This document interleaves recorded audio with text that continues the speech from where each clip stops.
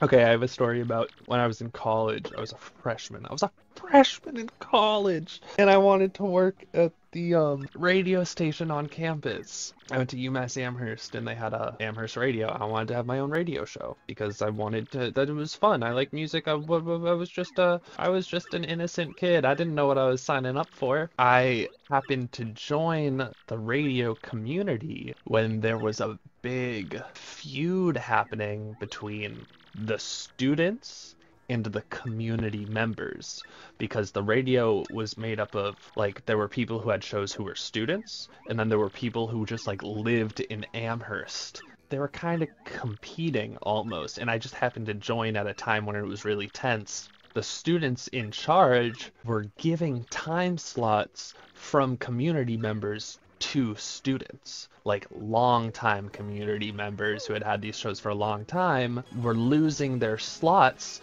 to fucking freshmen who had no idea what they were doing. So my very first time on the radio, it was like 6 a.m. Sunday morning. I was just gonna like play like bad pop punk.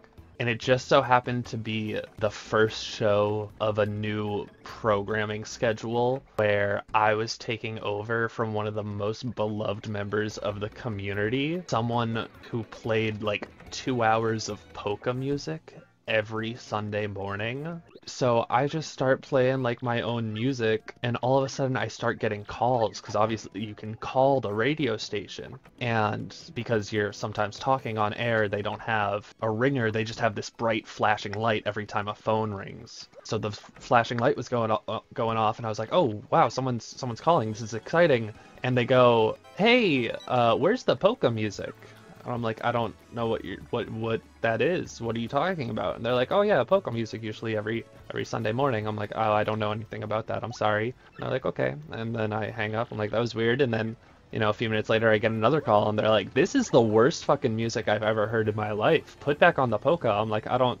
And then for the rest of my like hour-long show was just constantly people calling and complaining and asking for the polka. For the next like week and a half, whenever I saw flashing lights, I was like starting to get scared because I was just like associating it with the fucking people yelling at me. It was so crazy. People in downtown Amherst had signs. They stood out in the cold with signs near busy intersections with signs that said polka music matters. So of course I like took a photo with one of the guys with the polka music matter sign, and I was just like, yeah, that shit's crazy. I miss the polka music too. He had no idea. I did not become a member of the radio station for very long. It did not take long for me to just I just stopped showing up. It was a 6 a.m. Sunday, like I just stopped doing it. And so they just had like fucking background music where there should have been a show. I was like, this is, you threw, like, I was such a fucking naive freshman, and you threw me into like the most apparently competitive, controversial time slot during this big schedule change that you knew was going to upset the entire fucking community, and didn't even warn me. That shit was traumatic. That shit was awful. Okay, I have another good story about the time I got kicked off stage at a Boys Like Girls concert. So Boys Like Girls were playing like a free show on Boston Commons. It wasn't just them. There was like also Guster was there, and maybe someone else, I don't know. But I was there with a couple of my friends and my cousin, and then there were also just like people from my high school like in the audience. Just like people were there. It was just like the place to be. It was this big event. And I was kind of near the front. And before Boys Like Girls came on, a different band came on that was like kind of folk band, just feel good, easy listening. And they were playing, and in between two of their songs, I shout out, I like the way your music makes me feel inside. And the singer was like, wow, that's the nicest thing anyone's ever said about our music. I was like, oh my god, I'm honored. And then Boys Like Girls comes on. Singer is center stage. To the right stage is like the guitarist. To the left stage is the bassist, who's kind of near me because that's where I am in the crowd. And the bassist was the singer of like the folk band that kind of played beforehand. It was like, I guess, his side project, and I guess they open for Boys Like Girls sometimes. So I was like right next to the bassist. I was like, oh hell yeah, this guy knows me. Nobody's ever said that about his music before. Anyway, so they're playing. It's a good show. I don't know all the Boys Like Girls songs, but I know enough of them. I was having a good time. At one point they go, alright, this next song is called Life of the Party, and we need someone to be the life of the party. We need someone to come up on stage. So if you're the life of the party, I want you to show us right now. I want you to start going crazy. And I'm like, I'm the life of the party. So I start going crazy. I don't know if they're even playing music at this point, and I'm just like dancing by myself. And then some people around me start like pointing at me, and the bassist is on the side of the stage, and he is pointing at me.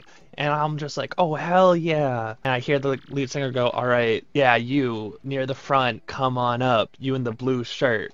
And I'm wearing a blue shirt. And I'm like, oh shit, this is my chance to be the life of the party. And so I'm going up on stage. I just like walk past the barricade. Security's just like, I guess go up. The bassist is like, yeah, come on up. And I hear the lead singer go, yeah, you in the blue button down shirt, come on up. And I'm just like, this shirt doesn't have buttons. That's so weird. I'm the life of the party, obviously. He still means me, of course. So I go up on stage and I see the lead singer standing there next to this guy in a blue button down shirt. And I'm just like, oh, he must be like a stagehand. And then the lead singer sees me and he goes, who are you? I didn't ask for you.